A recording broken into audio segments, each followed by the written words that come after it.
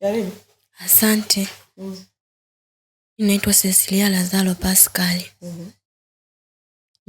Nimekuja hapa kufanya kazi. Hapa kila mtu anasema amekuja kufanya kazi. Kwani kuna mtu atasema tofauti na hilo jamani? Kuja kufanya kazi ili nije kusaidia familia yangu. Nije kusaidia. Sauti. Sasa hiyo kazi utafanyaje hata sauti yenyewe haitoki? Ili nije kusaidia familia yangu. Ulituona wapi? Facebook. Kwa umekuja kwenye kazi. Kazi gani? Kazi za ndani. Umeshawahi kuzifanya? Ndio. Una uzoefu wa muda gani? Miaka 2. Miaka 2 umefanya. Kwa nini bado unaendelea kufanya kazi za ndani? Una mpango wa kufanya mpaka lini? Maana mimi nilipofanya kazi za ndani miaka 2 tu nilimaliza nikaendelea kufanya shughuli zingine. Wewe mwenzangu na kazi za ndani unataka kufanya mpaka mwaka gani? Sio mpaka mwaka gani, nimekuja kuna ambako nilikuwa nafanya kazi. Nilikuwa nalipwa 60,000 japo ila alikuwa ananipa lakini alikuwa alipi kwa wakati. 60,000 ni nyingi, mbona mimi nilikuwa nalipwa 5,000. Swali langu, wewe umeshafanya kazi za ndani miaka 2 na umekuja tena Wadada Center, sio unataka kufanya kwa muda gani?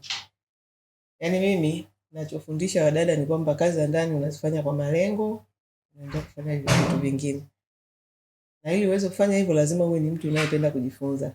Labda niseme tu direct, tatizo la wafanyakazi wa ndani wameshajiona kama watu ambao hawana uwezo. Kwa hiyo wanabaki tu kuzunguka humo kwenye majumba ya watu, mwisho anatafuta tu bwana anawazaa na rudi kijijini huko. Kwa hiyo sasa mimi kazi yangu kubwa ninayowafundisha ni kuwafungua kwamba mnaweza kupiga hatua zaidi ya kazi za ndani. Sio unazunguka tu kwenye kazi za ndani. Fanya kazi hizi kwa malengo, lakini ili uweze kupiga hatua lazima ujifunze. Hampendi kujifunza.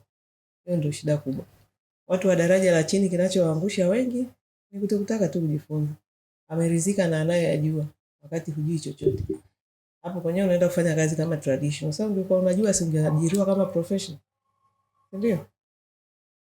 Ndio, au wewe ni professional?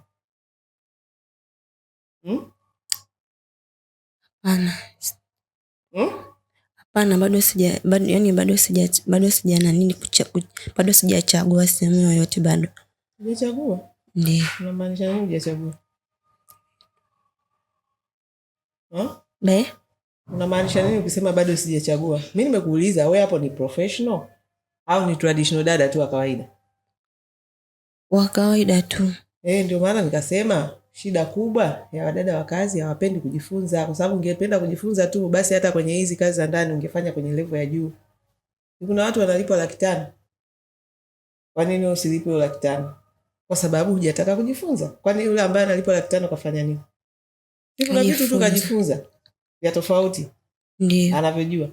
Sasa shida yenu wengi mno. Yaani hamtaki kujifunza. Hata hapa sisi ni hivi tunapiga tu mbuzi kusiku kwenye nini. Katika 10, 20 mnaokuja atatokea mmoja tu. Ndio huyo atajiongeza ya tunayosema ataenda kuyafanyia kazi. Lakini wengine wote tunaona tu mnatuchosha. Takuja mtasikiliza hivi, wewe unachowaza ni hela. Hela zinakuja kwa kazi. Tena kazi bora, sio kazi tu. Sio kwenda tu kwenye nyumba ya mtu ukae, akupe hela. Hela inakuja kwa thamani. Kazi unayoifanya ina ubora gani? Na ili uweze kufanya hizo kazi kwa ubora, lazima usome. Hakuna njia ya mkato. Lazima ujifunze. Ndio. Si ndio hivyo unaitika ndio.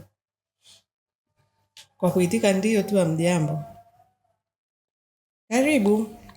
Mimi kazi yangu ni hiyo kuwaelekeza. Asante. Kuja kutafuta hela hazipatikani kimeujiza.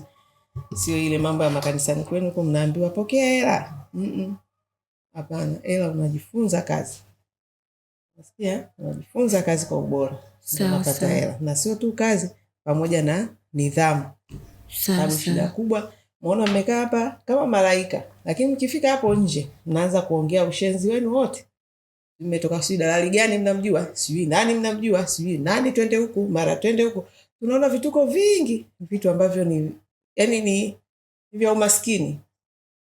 Badala mjadiliane, kama hapa watu wanalipwa 500,000, jamani tunafanyaje na sisi tulipwe? Ndio? Lakini hapa mnakaaga mishenzi tu, inaishia saa nyingine kutoroka. Wakifika kazini kupigiana simu za ushenzi. Hamna chochote cha maana wanachoshauriana.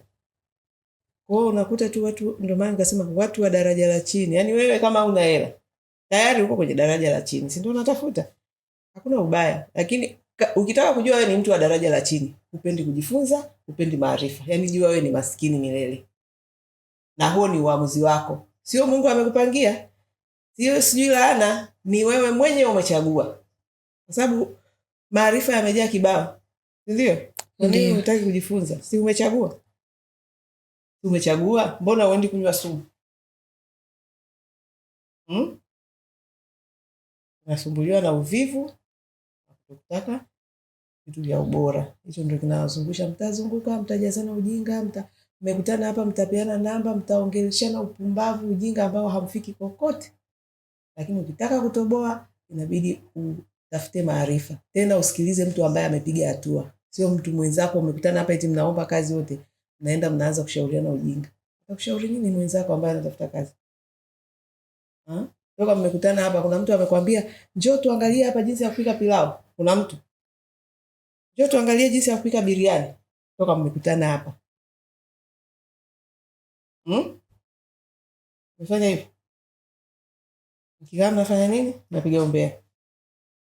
Nasema tu mabosi wakali. Ndio?